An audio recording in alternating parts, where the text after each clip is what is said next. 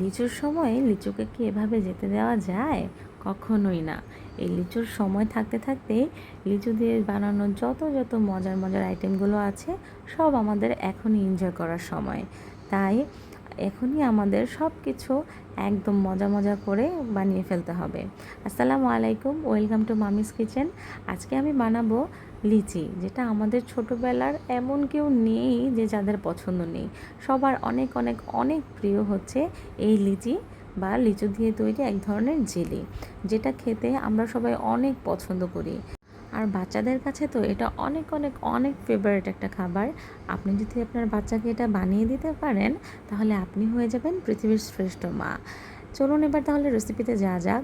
প্রথমে আমি এখানে 15 থেকে 20টা লিচু নিয়ে খোসা ছাড়িয়ে বিচি ছাড়িয়ে সুন্দর করে ক্লিন করে নিয়েছি। এগুলোকে আমি ব্লেন্ড করব। এখানে আমি 1 কাপ পরিমাণে পানি দিয়েছি। খুব স্মুথলি আমি ব্লেন্ডটা করে নিব।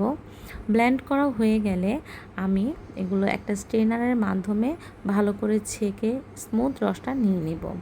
অন্য একটা বাটিতে আমি 1 চা চামচ আগার আগার দিয়ে একটু পানি দিয়ে গুলিয়ে নিয়েছি। অবশ্যই ঠান্ডা পানি, এটা নর্মাল টেম্পারেচারের পানি। এরপর চুলায় আমি লিচুর রসটা দিয়ে দিব এবং সেটাতে 1 চা চামচ চিনি দিয়ে দিব। এটা ফুটে উঠলে আমি এটার মধ্যে আগার আগার মিশ্রিত পানিটা দিয়ে দিব। দিয়ে কিছুক্ষণ জাল করে এটাকে আবার ফুটতে দিব। যখন এই পানিটা ফুটে উঠবে তখন আমি এটাকে নামিয়ে নিব। নেমে ছেঁকে নিব এবং একটা কাপের মধ্যে নিয়ে, যেই বাটি অথবা কাপ অথবা যে কোনো মোল্ডে আমি এটা সেট করতে চাই, ঠিক সেখানে এগুলো ঢেলে দিব। আমি ছোট ছোট টুকরো করে লিচু কেটে নিয়েছিলাম আলাদা করে, সেগুলো আমি এই প্রত্যেকটা ভেতরে একটা একটা করে দিয়ে দিব। দিয়ে আমি এটা ফ্রিজে রেস্টে রেখে দিব প্রায় 1 থেকে 2 ঘন্টার মতো। এর মধ্যে আমার এটা একদম পারফেক্টলি সেট হয়ে যাবে। সি আফটার 2 আওয়ার্স আমার লিচিগুলো একদম পারফেক্টলি ডান। আপনাদের সবার কাছে কেমন লাগলো আমার রেসিপিটি অবশ্যই জানাতে ভুলবেন না।